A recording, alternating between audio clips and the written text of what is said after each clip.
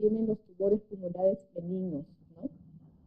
Y se caracterizan porque su lesión es de bordes lisos. eh, Cuando lo vemos en las imágenes, ya sean radiográficas o tomográficas, con contraste, parece dibujado hasta con un compás, ¿no? Los bordes no son irregulares, como un cáncer. En cambio, acá sí. Y el crecimiento, porque uno le hace seguimiento desde que ve una imagen en un paciente, ¿no? que generalmente no da síntomas, y por algún hallazgo lo tiene en imagen, se lo muestra, uno al verlo pues, simplemente le hace seguimiento, ¿no? Obviamente tiene que evaluar si hay factores de riesgo que condicionen a algún factor maligno, ¿no? Pero al no haberlo, se hace seguimiento. Seguimiento 3 meses, con controles, y ahí se puede evidenciar que el crecimiento es lento. Lento. Prácticamente su duplicación de Doctora, tamaño el audio no se escucha tan bien. se corta. Se escucha lejos. Ahorita, por ejemplo, creo que se ha acercado y ya se escucha mejor. Mejor. Ya, voy a repetirlo. ¿Ya? Mejor ahorita. Sí, ahora está bien. Ya. Les decía que los tumores benignos representan una incidencia muy baja. Es un 1% en comparación, ¿no?, a todos los tumores presentes que tenemos en el pulmón, ¿no? Si sumamos todos los tumores, tanto benignos como malignos, los benignos representan solo un 1%. El resto es maligno, ¿no? Y dentro de los malignos, ¿quiénes predominan más? Las metástasis, que van los tumores de otros órganos y llegan al pulmón. Ahora, en los tumores benignos, que son lesiones que no ocasionan generalmente síntomas, salvo, ¿no?, que uno de estos esté justo haya crecido dentro de un tronco principal o de un tronco lobar, que va a generar pues, una obstrucción significativa de la vía aérea, ocasionando atelectasias, por ende neumonías. Entonces, eh, son los típicos tumores que se pueden identificar por algunos síntomas, ¿no? Pero generalmente estos son asintomáticos. Y cuando lo descubres que tienes por algún hallazgo, no, de casualidad o por un control radiográfico periódico, ya sea en tu trabajo, o porque te fracturaste un hueso y de casualidad salió también parte del tórax, y uno puede evidenciar que la lesión tiene un borde liso. Doctora, disculpa que la corte, sino que no se escucha lo que estaba comentando. Se Nada. escucha, no, O sea, se se escucha, corta. sí, se escucha lejos y entrecortado. Mm.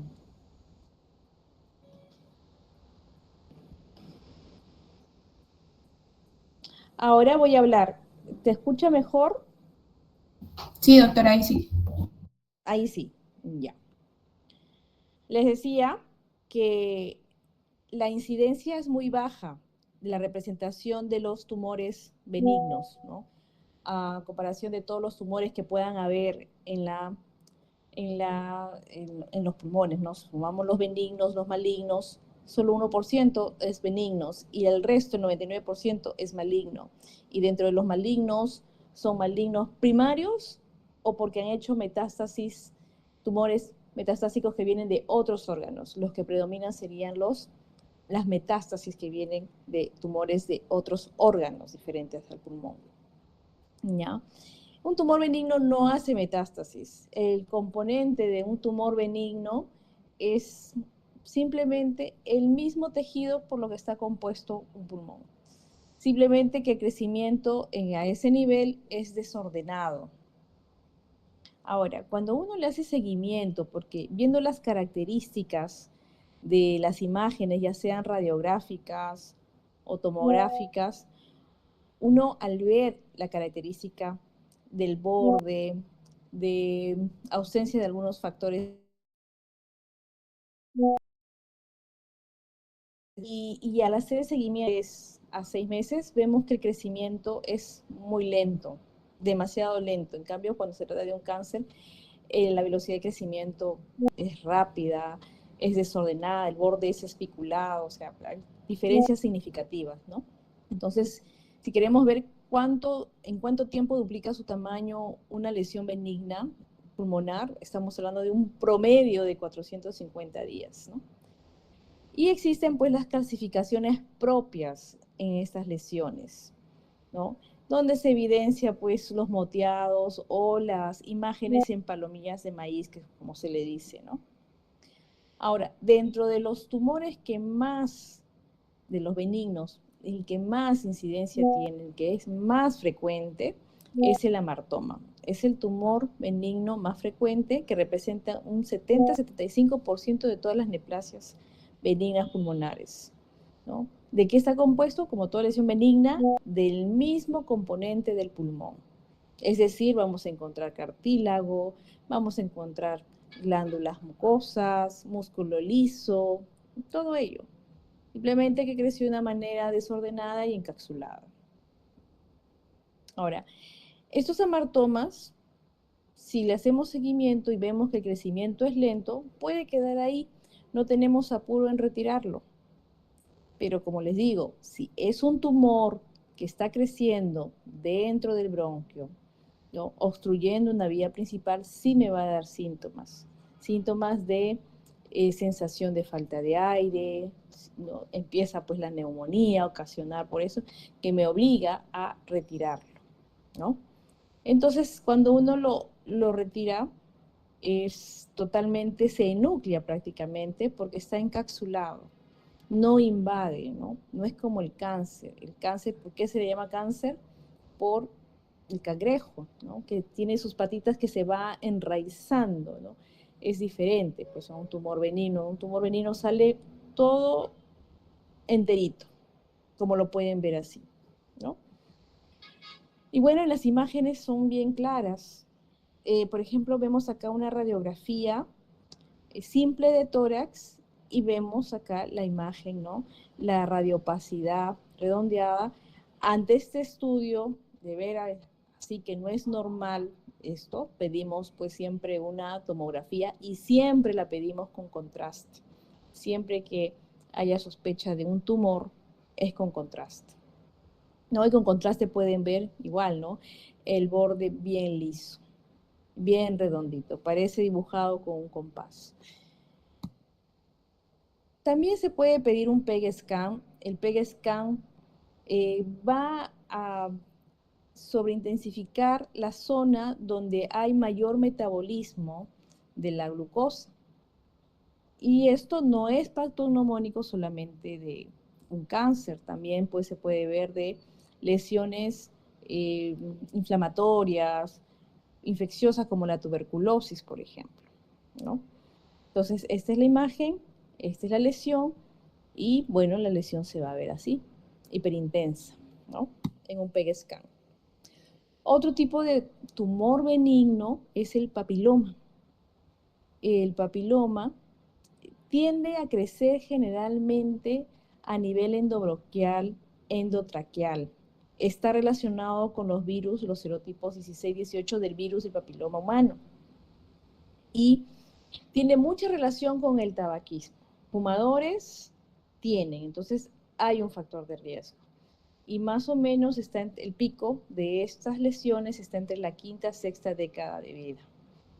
Es un bajo porcentaje el que puede degenerar de una manera maligna, pero haciendo la biopsia y viendo que se trata de un tumor benigno y que está obstruyendo una vía principal, pues sin duda es sacarlo, ¿no? Se hace la exéresis y prácticamente a veces sale totalmente completo, ¿no? Otro tipo de tumor benigno son los adenomas de glándulas mucosas. Ustedes saben que todo el epitelio respiratorio tenemos pues varios tipos de células. Y se acuerdan en su curso de histología, esas células que están en el epitelio respiratorio, que son de color blancas, ¿no?, las productoras de moco. Entonces, tienden también a ser algunos tumores, lesiones benignas, localización es central, y por lo mismo pues ocasionan unas atelectasias significativas como la que acaban de ver aquí, pues, ¿no? Acá está mi puntero, la silueta cardíaca no es tan grande, está, aquí vemos una imagen de perfil, está tomando casi todo esta língula, se puede ver acá bien clara, la língula que es el remedio del lóbulo medio, ¿no? Pero es en el lado izquierdo, y prácticamente la obstrucción está desde el comienzo, ¿no? De toda la língula. Acá en imagen tomográfica se puede evidenciar mejor, ¿no? El tratamiento de ello siempre va a ser la resección total del tumor. Ahora pasemos a lo que es el cáncer propiamente, ¿no? El cáncer de pulmón, que es el tumor primario. Ahora sí se escucha bien, chicas, chicos. Sí, doctora. Ah, ya. Doctora, disculpe, tengo una consulta. Dime. En el, en el amartoma, solamente se opera cuando el crecimiento es rápido y cuando hay síntomas. Cuando te ocasiona un daño, por ejemplo, una obstrucción significativa, ¿no? Ahí sí. Pero si es un tumor benigno, no va a crecer rápidamente. No va a crecer rápidamente. Ok, y hay un antecedente para ese tumor. ¿Antecedente? No, no necesariamente. Ah, ya. No, Gracias. ya.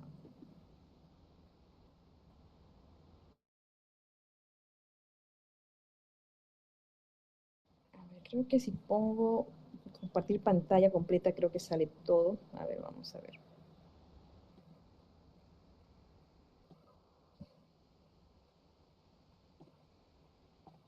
Ahora sí se puede ver, ¿me escuchan?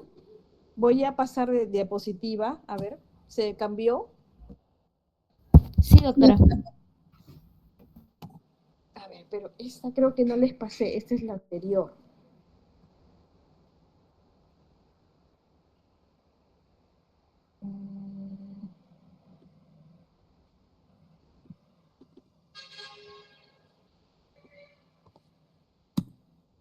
¿Se cambió? Nada. Sí, Sí, doctora, doctora, sí tiene ya. sí también. ¿Sí? ¿Sí cambió? Sí. Ya. El cáncer de pulmón. ¿Por qué tanta importancia el cáncer? Porque es el cáncer que más mata en cáncer, ¿no? Yo antes les hablaba, por ejemplo, que el cáncer más frecuente en las mujeres pues es el cáncer de mama a nivel mundial, pero el cáncer que los mataba más no era el de mama, sino era el de pulmón, pero eso era antes. Ahora ya ha venido a ocupar el primer lugar la colorectal.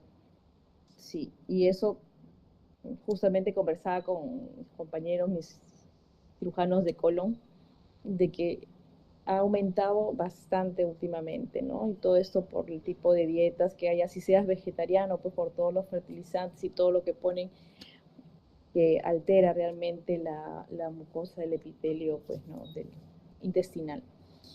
Bueno, entonces el cáncer de pulmón sigue siendo la causa de muerte por cáncer y eso está registrado en España en un estudio en el año 2018. Es el tumor maligno torácico más frecuente. Dentro del tórax tenemos muchos tipos de tumores, tumores mediastinales, tumores como los teratomas, los timomas, tumores de esófago, tumores de pleura, a nivel de mediastino posterior, los schwannomas y todo esto, ¿no? Pero ¿quién ocupa el primer lugar en tumores? Es el tumor primario de pulmón frente a todos estos tumores que hay en tórax, ¿ya? Entonces se hizo un estudio serio, más o menos en la década del 50 del milenio pasado, en el que pudieron concluir, porque ya se sospechaba, ¿no?, el humo del cigarrillo, pero se pudo ver la estrecha relación del tabaco con el cáncer de pulmón primario, ¿no? Entonces concluyeron que es la forma más prevenible de cáncer. Si eso te lo ocasiona, pues puedes evitarlo, ¿no? Incluso, pues, no se dan muchos tipos de recomendaciones como para bajar esto, pero es imposible, ¿no? Así le suban el precio al tabaco, igual lo siguen usando, ¿no? En Europa es más incluso. Hay muchos casos de fibrosis pulmonares, enfermedades no responsables por el tabaco, pero sí usarlo, ¿no? Y como si nada, como existe el trasplante pulmonar, como si nada, la gente se trasplanta el pulmón, ¿no? Con frente a todas esas enfermedades, ¿no? de responsables por el tabaquismo. Bueno, entonces, así como aparece casos nuevos al año, más o menos 1,2 millones de casos nuevos al año, casi similar son los casos de millones de muertes por cáncer de pulmón al año. Así como aparecen, así se van. Entonces, ¿qué es lo que encontramos en el carcinoma de cáncer de células? No ser más frecuente de los primarios. Ahorita vamos a ver ya con tablitas, ¿no? Tenemos varios tipos de cáncer primarios de pulmón. Y dentro de los que existen, el cáncer de uñas es el más frecuente, ¿no? ¿Qué encontramos en estas células? Mutaciones de crecimiento epidermoide. Hay traslocaciones del gen, ¿no? Del oncogen 1, de ALK, esos tipos que lo describen, ¿no? Cuando analizan la célula cancerosa. Y así, estas mutaciones van a dar lugar, pues, a la visión de estos tumores que realmente la frecuencia es muy alta y la muerte es realmente muy afecta, porque cuando no tienes un tratamiento del diagnóstico que tienes, sin tratamiento solamente tienes 3 meses de vida, ¿no? Pero con tratamiento, ahora que ha evolucionado mucho con el cáncer, realmente la ciencia avanza y se puede ver que ahora con la terapia molecular, la esperanza de vida, sobre todo en los pacientes que tenían un estadio avanzado, 4A, 4B, que prácticamente su tiempo de vida era muy corto, incluso puede ser 5 años, ¿no? Ese es el cambio, el boom que se puede ver ahora últimamente con estos tratamientos moleculares, ¿no? Que identifican a la célula maligna, pero también tienen, a la vez de estudiar la genética de este cáncer, un abanico de las posibles mutaciones que va a ser el cáncer de pulmón. Porque cuando uno le empieza a tratar con la quimio, ven que el paciente se va hundiendo más. No sé si ustedes han tenido experiencia con familiares, amigos, vecinos, ¿no? Diagnostican, entregan quimioterapia y el paciente no se va deteriorando y después se va totalmente, ¿no? Y es porque en la quimioterapia le puedes dar el fármaco indicado, pero esta célula, ¿no? Para defenderse trata de cambiar su estructura molecular, genéticamente muta. Entonces el efecto del mismo quimioterápico que le das ya no le hace efecto y por eso el paciente fallece. Ahora con la terapia molecular, que ya pueden identificar todas estas posibles mutaciones, entonces van atacando y eso es la forma de que tratan de controlar el crecimiento y la extensión de este cáncer, ¿no? A otros órganos y por eso que aumenta la sobrevida, ¿no? Bueno, entonces en incidencias siempre sabemos que el número 1 en cáncer, por ejemplo en los varones es próstata, en mujeres es mama. A nivel global, ¿cuál es el que va a la cabeza? El colorectal. Ahora, en varones, por ejemplo, la segunda incidencia después de la próstata, ¿qué otro cáncer más les da? El de pulmón. En mujeres, el colorectal. Pero ¿qué es lo que pasa? ¿Qué cáncer más mata al varón? No va a ser el de próstata, sino va a ser el de pulmón. Y en mujeres, bueno, sigue siendo mama, pero el colorectal es el que ha subido y que incluso ocupa uno de los segundos lugares con tendencia, ¿no? Porque desde 2018, pero ahora los últimos estudios están hablando de que ya está ocupando el primer lugar, sobre todo en mujeres, ¿no? Ya eso nos va a decir los últimos estudios, ¿no? Que están haciendo metaanálisis en diferentes hospitales, ¿no? Pero este dato que en mujeres ya no es el pulmón que ocupaba antes el primer lugar, era la causa de muerte. Ahora es mama. Los tiempos cambian. Ahora, ¿cómo se presenta? Primeramente que el cáncer de pulmón es silente, ¿no? Y cuando es más periférico, es menos sintomático. Pero si el cáncer es más central, el tumor, la lesión es más central, sí me va a dar síntomas aparatosos donde ya me obliga a ir al doctor, ¿no? Entonces, lamentablemente en nuestro país, la cultura que hay sobre prevención, sobre tratamientos, ustedes saben muy bien que alguien se enferma, alguien tose más de 14 días, uno podría pensar, pues puede ser TB, vivimos en un mundo, en un país donde la incidencia es muy alta de tuberculosis. Sin embargo, nos automedicamos, vamos a cualquier farmacia, a cualquier botica y lamentablemente nos automedicamos, pedimos para la tos, que es el síntoma más frecuente cuando se presenta, porque cáncer es lente, pero cuando se presenta el síntoma que va a la cabeza es la tos, y es la tos seca por irritación, ¿no? Porque el tumor va creciendo, va yendo, por ejemplo, a nivel endobronquial, donde van soltándose algún pequeño sangrado, ¿no? Y es como que se te metiera pues un arrocito que empieza a estimular la tos, ¿no? La tos seca. Y bueno, nos automedicamos, no tenemos un diagnóstico claro, mucha gente y el grueso de la población no tiene un seguro, entonces cuando ya está realmente mal, está totalmente en un estadio muy avanzado que ya es difícil hacer una curación por cirugía, ¿no? Otro de los síntomas que vamos a tener es la disnea, y esto ocurre cuando el tumor es más central porque va a obstruir bronquios principales o lobares o sublobares, ¿no? Interlobares, donde va a generar pues, la disminución de la ventilación.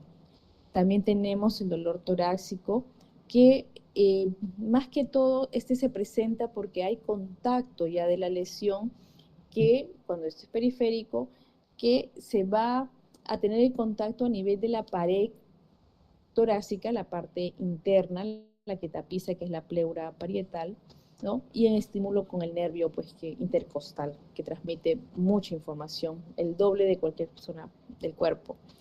Entonces, también como todo cáncer va a haber fiebre, disfagias, pérdida de peso, hemoptisis, ya cuando va rompiendo estructuras internamente, y el sangrado pues extravasa pequeños bronquiolos donde se hemoptiza, ¿no? La tos, todo lo que produce.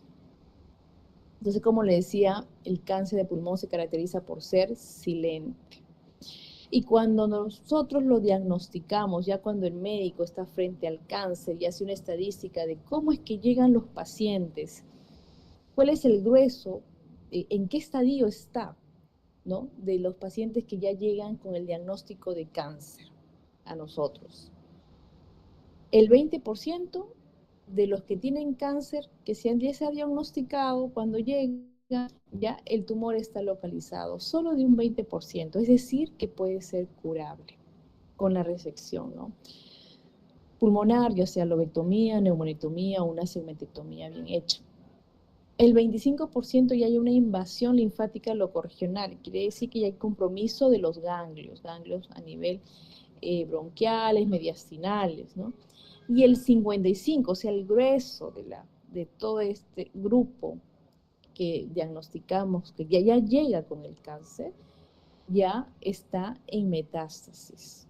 O sea, ya salió el cáncer de pulmón y ya está yendo a otros órganos. Esa es la mayoría. Entonces, aquí ya no es curable quirúrgicamente. ¿Quiénes son los curables quirúrgicamente? Los que están localizados, que es la quinta parte de las personas que llegan con el diagnóstico ya al médico. ¿Ya?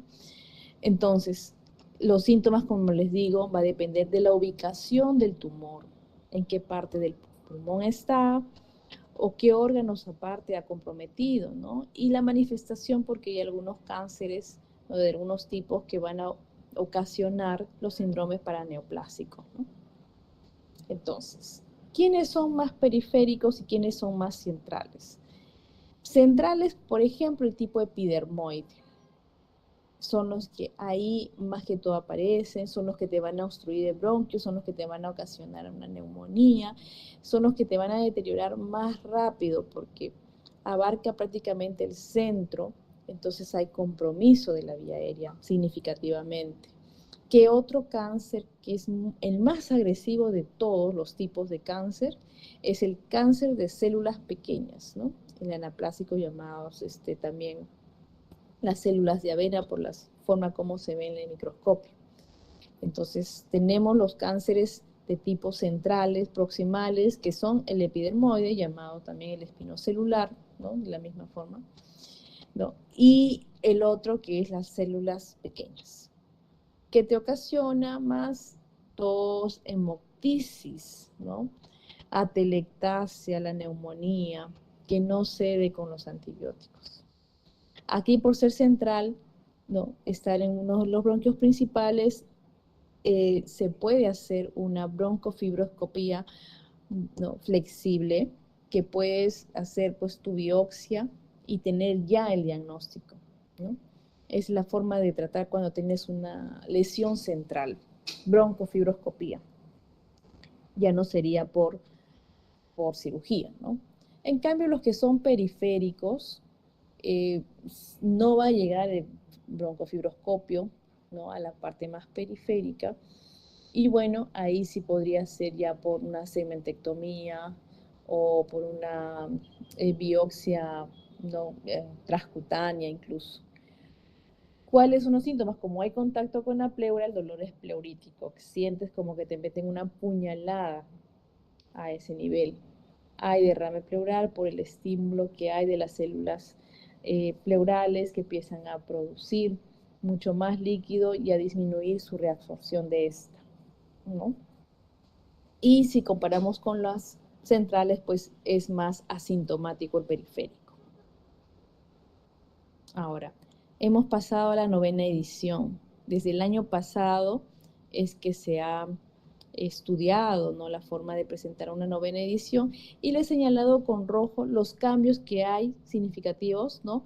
En comparación con la 8ª edición. En el TNM, T se refiere al tamaño e ubicación del tumor. N es la extensión que hay en los ganglios y M se refiere a metástasis, que es la extensión del tumor, ¿no? Contralateralmente al tórax donde se inició o fuera del tórax. Entonces, en T, en la 9ª edición no ha cambiado nada con respecto a la 8ª edición. Toda la clasificación es la misma.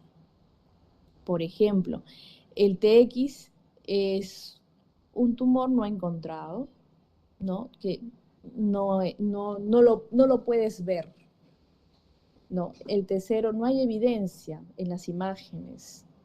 El TIS es el carcinoma in situ, que no invadido, no va más allá de la membrana basal. El T1, acá en el T1 ya hay las subdivisiones en T1A, B y C, y cada una tiene 1 centímetro, ¿no? T1A no más de 1 centímetro. Hasta 1 centímetro tiene la lesión. En T1 se puede decir que estamos frente a nódulos, porque un nódulo es el tope 3 centímetros.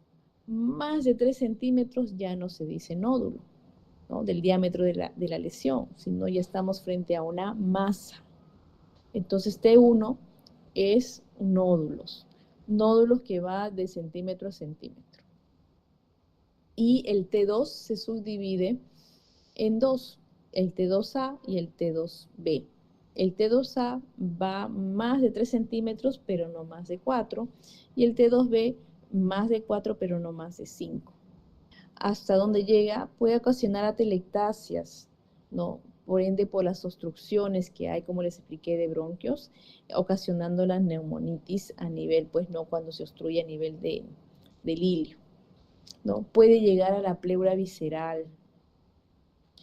Ahora, en el T3 van a ser tumores más de 5 centímetros, pero no, hasta el 7 nada más llega. y va a comprometer más estructuras. Por ejemplo, el nervio frénico, vamos a ver un diafragma elevado. Cuando ya vemos el diafragma elevado, ya tumor frénico, ya sabemos que ya estoy en T3. Ya no me interesa tanto el tamaño del tumor, sino de la estructura que invadió, ¿no? Va a estar comprometido también la pleura parietal, la pared, o sea, va a llegar hasta las costillas acá, ¿no? Y vamos a ver, por ejemplo, si el tumor mayor, la lesión mayor está en un lóbulo, vamos a ver un nódulo satélite en el mismo lóbulo comprometido donde está la masa. Dentro del va a ser unas lesiones que son más de 7 centímetros, donde tengo mi tumor inicial, por ejemplo, en un lóbulo, si ponemos el ejemplo en el lóbulo derecho, lóbulo inferior derecho, tengo mi masa, y va a aparecer un nódulo en otro lóbulo ipsilateral a tu lesión, ¿no? O sea, es decir, puede aparecer un nódulo en el lóbulo medio o en el lóbulo superior, ¿no? Derecho. Entonces, en la T no ha cambiado nada, todo sigue igual. Y obviamente el paciente va a tener más síntomas porque tiene más alcance. Ya te compromete pues el corazón, pericardio, grandes vasos, hasta nervio recurrente laringio, el paciente está fónico o disfónico, ¿no? Y con eso también podemos saber el alcance que tiene. Ya. Ahora, en N sí hay cambios, ¿no? Hay cambios donde se pretende dar más chance con fines quirúrgicos al paciente. Por ejemplo, tenemos el N1, bueno, N0 que no hay evidencia, ¿no? Mejor dicho, sacas el nódulo encontrado y cuando lo estudian no hay evidencia de malignidad, ¿ya? El NX es el que no se encontró, el que no tengo ni siquiera el ganglio ahí como para yo determinar que existe o no.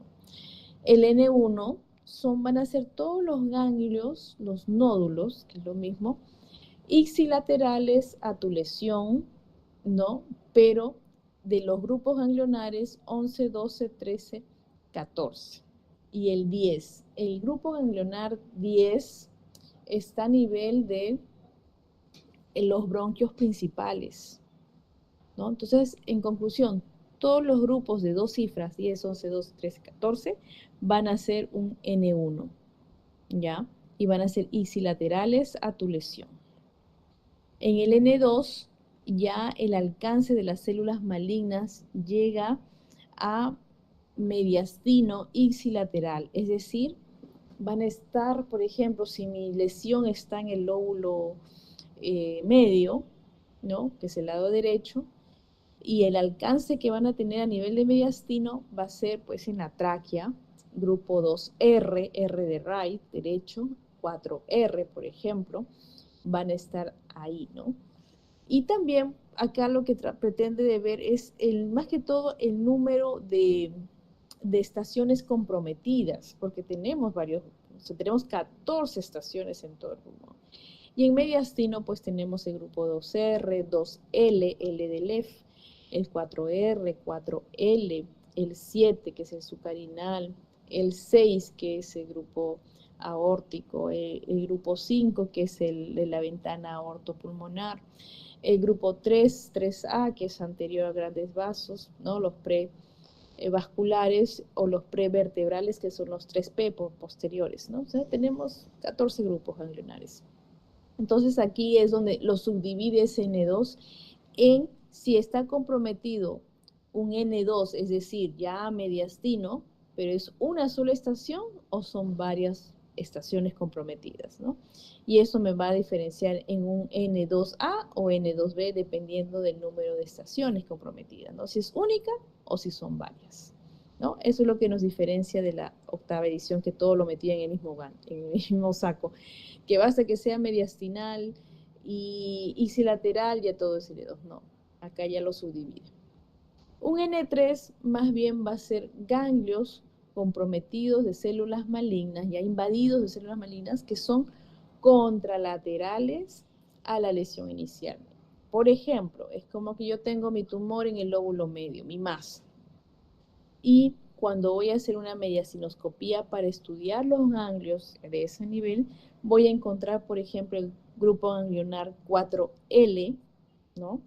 L, LEF, que ha cruzado la línea media, comprometido, por ejemplo, ¿no? O también, ¿quién es N3? Todos los grupos 1, por ejemplo, los que son supraclaviculares, los ganglios que están a nivel sobre la clavícula, o sea, ya estoy hablando de cuello, a nivel de los escalenos. Ahí hay también ganglios que si están comprometidos por células malignas de tumores pulmonares, ya estamos hablando de un N3. Acá no me importa si es ipsilateral, si mi lesión es derecha y acá está derecho o es izquierdo, no. Basta que ya está en cuello, sobre las clavículas ya es un N3. ¿Ok? Bueno, y cuando hablamos de M0 quiere decir que no hay metástasis a distancia. Y M1 que sí la hay. Este M1 se ha subdividido, ¿no? El M1A y M1B se mantienen igual que la octava edición. El M1A, por ejemplo, era un compromiso de un nódulo maligno, una lesión que te puede ocasionar pues efusión pleural, derrame pleural, ¿no? Compromiso del pericardio, o que puede aparecer una lesión tumoral contralateral, ¿no? Al lóbulo donde se inició el cáncer. Seguimos con el lóbulo medio, tengo mi tumor, y apareció, por ejemplo, después en los seguimientos, un nuevo nódulo que después al estudiarlo me sale también el mismo cáncer del tipo que se ha presentado, que se ha biopsiado en la língula, por ejemplo, ¿no? Entonces ese es un M1A. M1B ya es el tumor que ha salido del tórax, pero es una lesión única, ¿ya? El M1C se va a subdividir en 1 y en 2. Eso es lo que ha cambiado, ¿no? Se podría decir de la octava edición a la novena. ¿Y en qué cambia? En que pueden haber múltiples, el M1C1, pueden haber múltiples lesiones metastásicas, pero en un solo órgano. Ese es el M1C1. En cambio, el M1C2, que hay muchas lesiones tumorales, pero metastásicas en varios órganos. ¿Ya? Entonces, ahí les he puesto en rojo para diferenciar en la octava de la novena. ¿Cuál es el cambio? Ya. Bueno, eso ya les expliqué. Acá está pues las lesiones, cómo compromete, ¿no? a otros órganos. ¿Cuáles son los órganos blancos cuando el cáncer quiere salir del tórax? ¿A dónde se va? Se va a las suprarrenales, hueso, ¿no? Por eso está acá en un dibujito, explica mejor, porque a veces cuando les contaba se olvidaba. Hueso, hígado, suprarrenal y los ganglios que van sobre cuello, cerebro, ¿no? Sus órganos blancos. Entonces esto ya les hablé con detalle, no nos vamos a demorar en esto, ya hemos hablado de tamaños, de imágenes, ¿no? Bien detalladito está acá. Y como una obstrucción del tumor, pues un bronquio principal al resto de la atelectasia te cambió totalmente, ya no es una vía aérea pues ventilada, normalmente el aire se ve de color negro, pero al estar esta masa, el resto lo compromete, ¿no? Así como eso. En los tumores cuando ya están en un T3, tumores que ya llegan a los arcos costales, a la pared, a la pleura, a pericardio. Y hay, pues, ¿no? Lo que les decía, nódulos en el mismo lóbulo, ¿no? Entonces, por ejemplo, es el lóbulo inferior izquierdo. Tengo mi masa y tengo mis nódulos satélites, pero en el mismo lóbulo. El T4 va a ser diferente, que este nódulo satélite ya no está en el mismo lóbulo, sino en otro lóbulo ipsilateral. Y un M1A ya sería un nódulo satélite de tu masa original, pero contralateral, en otro lóbulo contralateral. ¿Ya? el T4, esto ya les expliqué. El N, ¿no? Acá están los 14 grupos ganglionales. Entonces, este es el grupo 1, el supraclavicular. Hasta que esté tomado uno de estos, ya sea derecha, izquierda, ya es un N3. ¿Quién es un N3? Contralateral a tu lesión original. Si mi masa está aquí, en el lóbulo medio, como les decía, y me aparece que el ganglio 2L está comprometido de células malignas, y es un N3. Si mi masa está acá, lóbulo medio, y está comprometido mi 4R, ese es un N2, ¿no? Normalmente cuando nosotros sacamos la pieza operatoria, sale con los ganglios ya internos, ¿no? Los que son los grupos mayores, ¿no? Del 11, 12, 13, 14. Esos van a ser siempre un N1. No los sacamos, salen con la pieza, pero los que sí sacamos, que están bien adheridos, el grupo 10, que son los bronquiales, el grupo 10, que también son N1. Entonces, para ubicar nosotros los ganglios, tenemos que hacer incisiones, hacer una mediastinoscopía.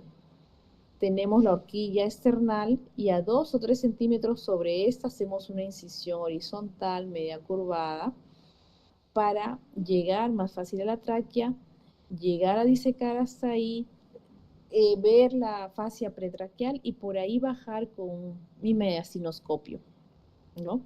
Ayudo metiendo el dedo. Miren, acá está una toma sagital. Este es mi esternón, mis grandes vasos, yo lo siento, mi callado de la aorta con sus ramas, tronco brachiocefálico.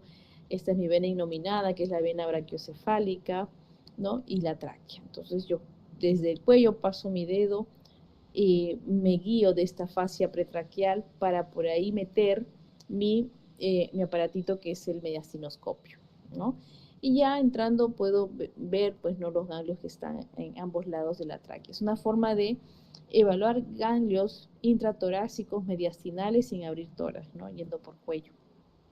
El paciente tiene que estar en decúbito dorsal, hiperextendido, con anestesia general, ¿no? Intubado, para poder llegar a hacer esta maniobra, ¿no? Y así podemos llegar incluso hasta el grupo 7, que es el sucarinal. Pasamos, pues, ¿no? Torundas y todo para disecar y poder sacar los ganglios, ¿no? Y bueno, ¿en quién no voy a hacer este procedimiento? Porque toda indicación de algunos procedimientos tiene sus contraindicaciones, ¿no?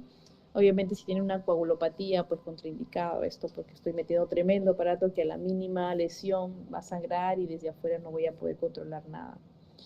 Síndrome de esclavina, cuando hay circulación colateral por algún compromiso, por invasión de la vena cava superior, por ejemplo, ¿no? O aneurismas, ¿no? De las ramas del callado de la aorta o de la misma aorta ascendente, ¿no? Bueno, y antecedentes de cirugía, porque cuando a nivel external, por traqueotomías o cirugías de callado, ¿no? Porque todo esto se fibrosa, se pega y no se puede disecar bien, incluso puedes dañar. Han visto ustedes la cercanía que hay con grandes vasos de las ramas de la aorta. Entonces, pasar en un terreno ya hostil, que prácticamente se ha fibrosado por cirugías previas que hay, no es recomendable, porque los rompimientos de los vasos son más fáciles de pasar. Entonces, realmente pones en riesgo la vida del paciente, por eso se contraindica. Igual, si hay antecedentes de radioterapia cervical mediastinal en esa zona, no vas a poder disecar bien. Es mejor no hacerlo antes de ocasionar un daño de sangrado incontrolable, ¿no? Acá están todos los grupos ganglionales, los que les había mencionado, ¿no? Todo desde el 10, que son los ganglios de bronquios principales, ¿no? Este va a ser el 10R, 10L, ¿no? Y se van yendo a los lobares, desde el grupo 11 hasta el 14, ¿no? Que es los interlobares, y ahí siguen los segmentarios y los intersegmentarios, ¿no? Llegando al 14. En la tráquea derecha tenemos el 2R, grupo 2R, 4R de Ray, igual en el lado izquierdo el 2L, el F, 4L, lo que les decía, el grupo 6, que es el grupo paraórtico, ¿no? De aorta ascendente, el grupo 5, que está entre la ventana aortopulmonar, Y tenemos el ligamento triangular que fija el lóbulo inferior al diafragma, el grupo 8 que está a nivel del esófago, el grupo 7 que es el subcarinal, y así, ¿no? Y el grupo 1 que es el supraclavicular. Estas son las formas de presentarse. Los ganglios, que bueno, uno ya los va identificando por la forma como se presentan, ¿no? Un ganglio tomado, sospechoso, ya es el que mide 2 centímetros, ¿no? Y cuando lo vemos, son blancos nacarados, más o menos. Normalmente nuestros ganglios mediastinales son antracótricos, por lo que vivimos en una ciudad contaminada. Pero cuando ya vemos nuestros ganglios que deben ser negritos, no plomitos, empiezan a ponerse blancos y más grandes, ya no necesito ser patóloga, basta con sacarlo y verlo, ya es un adelanto, ¿no? Para poder determinar que ya está tomado por células tumorales. Y otro que también he podido aprender con experiencia es cuando lo pongo sobre suero fisiológico, por ejemplo, el ganglio antracótico que no está tomado por células malignas flota. En cambio, el tumoral va hasta el fondo del líquido. Pesa más, ¿no? Y eso también he coincidido en verlo.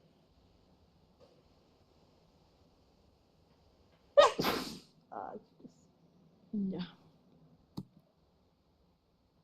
Bueno, esta es la extensión del M que les había dicho también. El M1A, que es el tumor contra las lesiones contralaterales a tu tumor inicial, ¿no? El M1A. El M1B, que es una lesión que es metastásica fuera del pulmón, ¿no? Extratorácico, a un solo órgano, ¿no? Y el otro ya son el M1C1, que un órgano, por ejemplo, hay múltiples, solo un órgano fuera del pulmón, tiene múltiples metástasis, ¿no? Y otra cosa es que haya múltiples metástasis a diferentes órganos, ese ya sería un M1C2, ¿ya? Entonces con dibujitos se les va a quedar mejor. Bueno, y este es el resumen, ¿no? De la 9ª edición. Cómo es que llegamos a este estadiaje, ¿no? De acuerdo al tamaño del tumor, por ejemplo, para que sea un T1C debe ser menos, está entre el 2 y el 3, el tamaño del tumor. Para que sea N0 es que los ganglios todos han salido negativos, ¿no? Y al ser pues N0 obviamente no hay metástasis, pues no, hasta ahí queda, ¿sí? Si ya no hay compromiso ganglionar, menos va a ser fuera. Entonces esto es un estadio, por ejemplo, curables. Todos estos son curables cuando es N0, cuando es N1, con 2B, hasta el 3A, con N1. Pero ya cuando estamos frente a un N2, o sea, ya hay un compromiso de ganglios mediastinales y ipsilaterales, la cosa va cambiando, ¿no? Si haces la resección de todos estos ganglios, la curación es efectiva. Pero si no, vas a sacar todos y va a quedar todavía células malignas ahí a través de algunos ganglios que no se pudo sacar. Obviamente va a reactivarse el cáncer, ¿no? Ya, entonces les decía, en cáncer de pulmón tenemos el cáncer de células pequeñas, el cáncer de células no pequeñas y los otros tipos, ¿no? Este es el que es más frecuente, el cáncer de células no pequeñas, y es el que se subdivide en cáncer de células grandes, en adenocarcinomas, que es el más frecuente, que es mayor incidencia, el escamoso, que es el cáncer central, ¿no? De incidencia central, igual que el cáncer de células pequeñas, está entre un 25 a 30%, ¿no? Y estos adenocarcinomas se dividen en más todavía, acá no es en dos, sino en más. Eso es lo que les iba diciendo, ¿no? La localización del cáncer epidermoide o espinocelular llamado también, con el de células pequeñas o CEL que les llaman, son localización central ocasionando atelectasias comprometiendo la ventilación. Este es el más agresivo de todos los cánceres de células pequeñas. En cambio, el adenocarcinoma y el cáncer de células grandes son periféricos, ¿no? Sus características, del cáncer, del adenocarcinoma, el más frecuente, como lo acaban de ver en este cuadrito, ¿no? De todos los que les he mencionado, es el más frecuente. ¿Ya? Y más está en las áreas cicatriciales, sobre todo en las ápices con las TEBES, por ejemplo, ¿no? Afecta la pleura porque obviamente es periférico, ¿no? La alta tasa de metástasis hematógenas es la forma en cómo se dispara. Y bueno, que ocasiona la osteoartropatía hipertrófica. El cáncer de células grandes también tiene un síndrome paraneoplásico, hay ginecomastia y cavita, como el epidermoide, que también tiende a cavitar.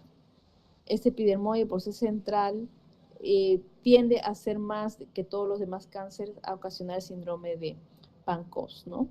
Es un tumor que compromete ya el ganglio estrellado, donde puede ocasionar, pues, ¿no?, la caída del párpado. Y acá el anaplásico de células pequeñas, llamadas OXEL también, el peor pronóstico de todos los cánceres que hemos podido haber tocado, ¿no? Que les he dicho los principales, los que son más conocidos, porque no quiero tampoco complicarlos, ¿no? Te invade corazón, te invade todo. Mira, llega hasta la degeneración cerebelosa subaguda. Te comprime la vena cava, o sea, es un desastre. Casi ni siquiera he llegado a operar estos casos porque es tanta la velocidad de crecimiento que el paciente lo deteriora tan rápido que ya no es operable cuando se le diagnostica. Bueno, así es el cáncer celular de adenocarcinoma, por ser periférico, más frecuente en mujeres, fumadores, pero más relacionado con el cigarrillo, pues es el epidermoide, ¿no?, que es adenocarcinoma.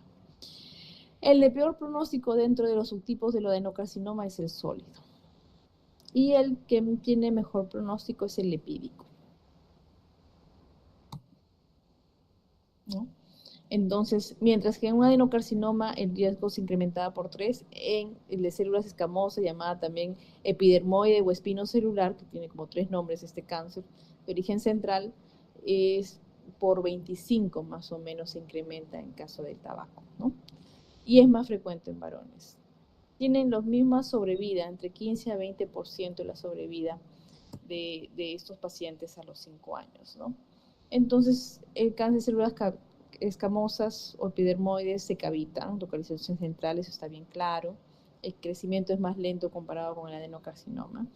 Y este es pues el de peor pronóstico, llamados el OXEL, ¿no? La sexta parte más o menos de incidencia. Y la que más se asocia también al tabaquismo. Casi todas con el tabaquismo más, ¿no? Pero unas más que otras que son más agresivas, ¿no? Y es el espectro más agresivo dentro de las neoplasias neuroendocrinas, ¿no?, derivadas de las células APU, que es un paralelo al sistema endocrino que tenemos, ¿no?, productora de hormonas. Entonces, ¿cómo se ven en el microscopio el cáncer de células pequeñas así? Núcleos grandes que están en constante división. Es así como se pueden ver, ¿no? Y bueno, tiene también sus estadios, limitado, extendido. Normalmente casi no son curables, casi no va a cirugía, salvo de estadio pues inicial, se puede hacer una cirugía de resección, pero más llevan a esto, ¿no? Y como el estadio es avanzado, 4, M1, y que están con derrame, ya no es tocable más que solamente para diagnóstico, ¿no? Biopsias para diagnóstico y sabe manejar, pero no con fines de resección o curativos con la cirugía, ¿no? Así es de totalmente agresivo, no respeta nada. Acá vemos cómo va invadiendo al corazón, ya hay derrame pleural, ya hay compromiso de la pleura, porque este es un tumor similar a este, ¿no? Así es, totalmente agresivo. Cáncer de células pequeñas. Y bueno, tenemos los otros tumores que le digo que son los más frecuentes dentro del grupo de tumores malignos.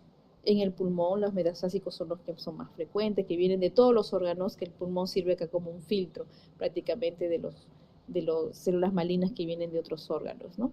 Y así se manifiestan. Las metástasis son redondeadas, que a veces uno dice, benigno esto, no, pues puedo de repente pensar uno, ¿no?, que pueda ser benigno, como un amartoma que les decía, ¿no?, que el borde es bien liso, ¿no? pero ya múltiples ya deja de ser algo bueno, ¿no? Y bueno, así se manifiesta. Esto ya obviamente es inoperable, ¿no?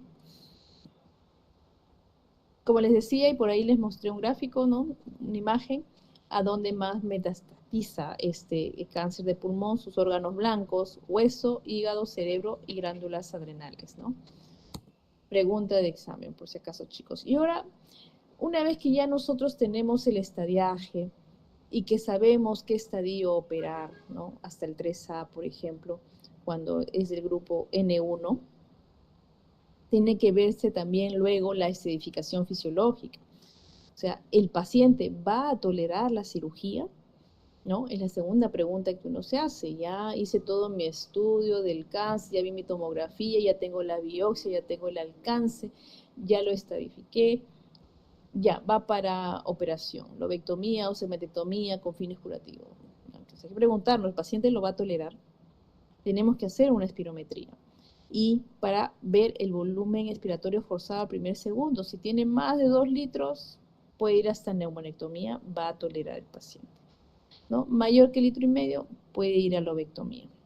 Entonces, con esos parámetros uno puede ver las cirugías que se puede hacer, ¿no? Estas son las que hacemos cirugías de cáncer, todo un pulmón, o un lóbulo, o un segmento. En quienes no puedo operar a pesar que tengo pase, ya tiene más de 2 litros ventila, ya puedo operar, tiene un estadio inicial, pero si he tenido pues un infarto, tanto en los últimos 3 meses, 6 meses ya se considera relativo, ¿no?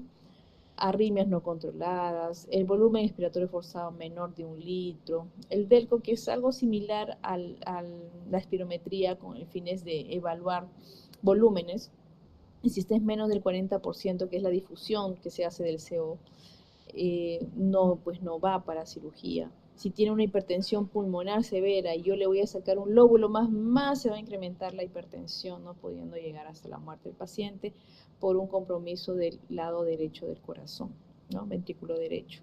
Y si el PCO2 no es mayor de 45, pues más me va a concentrar esto y más me va a complicar al paciente con una cirugía que se le pueda hacer. En vez de beneficiarle, le acelero la muerte al paciente, ¿no? Haciendo una intervención que no le va a ir bien por su estadio, ¿no? El paciente, por su estadificación fisiológica. Bueno, ¿alguna pregunta, chicos?